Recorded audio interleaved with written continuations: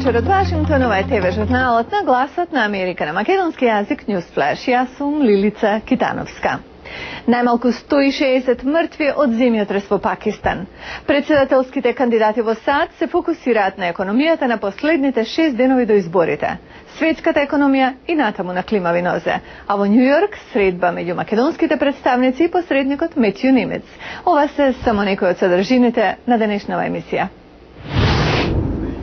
Силни последователни шокови го потресоа југозападен Пакистан на околу 12 часа по главниот земјотрес кој во регионот уби најмалку 160 лица и остави многу други закопани под урнатините. Американскиот центар за геологија вели дека последователниот шок ја погодил пакистанската провинција Балучистан денес попладне по локално време и бил со јачина од 6,2 степени. Од ова се уште нема податоци за жртви или материјална штета. Инаку главниот земјотрес беше со јачина од 6,4 степени со епицентар близу границата со Авганистан. Официјалните проценки велат дека најмалку 12.000 лица останале без покрив над главата. Главните економски представници во многу држави се во процес на намалување на каматните стапки заради стимулирање на глобалната економија. Американската централна банка се очекува да ги намали каматните стапки за 0,5%, кинеската централна банка што туку тоа го стори, а Европската централна банка најверојатно следната недела. Инаку нов извештај од американската влада покажува дека нарачките за американски производи неочекувано пораснале во септември, иако аналитичарите велат дека производството во целина гледано се уште е слабо. Македонскиот преговарач Никола Димитров и шефот на кабинет на македонскиот премиер Мартин Протоѓер денес во Њу Јорк имаат средба со посредникот на Обединетите нации Метју Нимец. Јавување на Јана Бојаджиевски. Денеска во 10 часов препладне по американско време македонските преговарачи Никола Димитров и Мартин Протоѓер во адвокатската канцеларија на посредникот за разликите околу името Метју Нимец ќе му ја пренесат македонската позиција за неговиот последен предлог презентиран на 8 октомври. Македонскиот преговарачки тим е на средба со Нимец по консултациите со македонскиот претседател и премиер, а позицијата што ќе ја представат е во линија со националните интереси. Иако официјално не беше потврдено, во медиумите во Македонија и во Грција беше објавено дека предлогот на Нимец го вклучувал името Република Северна Македонија, како варијанта за решение на спорот. Шефот на грчката дипломатија Дора Бакојани повторно се закани дека Грција ќе ја блокира интеграцијата на Македонија во Европската унија и НАТО, се додека не се најде решение за името. Посредбата на премиерот Груевски и шефот на дипломатијата со заменик помошникот, државен секретар на САД Стюарт Џонс во Скопје, Феосовски изјави дека земјата останува во преговорите следејќи ги своите национални интереси, поради кој не даде детали за македонските позиции во преговорите. За Џонс нема дилеми дека САД ја поддржуваат Македонија, нејзиниот прием во НАТО и процесот на преговорите во Обединетите нации. По денешната средба во Њу Јорк ќе биде појасно со каков став дошле Димитров и Протоѓер, како и тоа дали ќе влие на продолжувањето на преговарачкиот процес. Јане Бојаджиевски, Глас на Америка на македонски, Њу Јорк.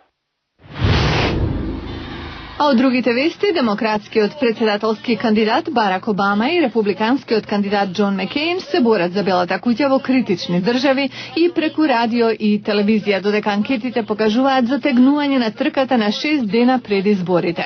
Сенаторот Обама ќе се обрати на нацијата како дел од сплатена телевизиска програма половина час во ударно време доцна вечерва. Демократите водат кампања во Флорида и во Северна Каролина, каде Обама засега покажува мало водство.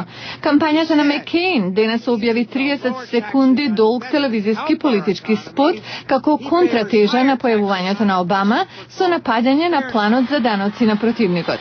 Според последните истражувања, Обама се уште е во просек пред Маккејн за околу 6%. И од спортот, бостонски Селтикс ја отворија сезоната на NBA со победа од 95-85 над Кливленд Кавалиерс, кои синоќа им беа гости. Пол Пирс освои 27 поени за водството на Селтикс, кливлендскиот Леброн Джеймс освои 22 поени, но промаши 2 слободни фрлања во последните секунди. Лос Анџелес Лейкерс ги поразија Портланд Трейл Блейзерс со 96-76, а Чикаго Булс извојуваа победа над Милвоки Бакс 108-95. Околу 90% од пушачите во САД се обидуваат да престанат. Најголем дел од нив не успеваат. Сега на пазарот се појавија нови методи, а истражувачите веруваат во нивната ефикасност. Затоа ќе зборуваме о предложение. Оние кои се обидуваат да се откажат од пушењето го знаат сценариото. Не пушат неколку дена, можеби неколку недели, и потоа без предупредување попуштаат и палат цигара.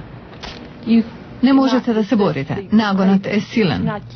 Кога пушач го вдишува чадот, никотински бран доаѓа до мозокот за само 5 срцеви удари. Никотинот создава голема зависност. Но некои производи што сега се достапни, на пушачите им помагаат да станат непушачи. Цигари без чад, на батерии, содржат никотин, но не и тутун. Но овие цигари наскоро ќе добијат конкуренција од никотинска вакцина. Вакцината е дизајнирана така да го спречува мозокот да му пренесе на телото дека никотинот создава убаво чувство. Доктор Ненси Риготи раководи со овој вид третмански услуги во Масачусетс. Тие всушност го прегладнуваат мозокот од никотин и кога некој пуши, изостанува чувството на задоволство и по некое време потребата за пушење се губи. Вакцината се уште се испитува, но никотински спреи наскоро ќе биде на располагање. Исто како и никотинска кесичка за уста, што ја задоволува желбата. Доктор Рикоти вели дека повеќе избор подобро. На пазарот веќе се никотински налепници. Сите не реагираат подеднакво на една работа.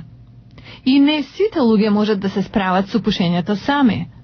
Светската здравствена организација вели дека 5 милиони луѓе секоја година умираат од болести врзани со тутунот. Ако вака продолжи, до 2020-та таа цифра ќе биде 10 милиони. Го гледавте News Flash на Гласот на Америка на македонски јазик, а јас сум Лилица Китановска. До гледање.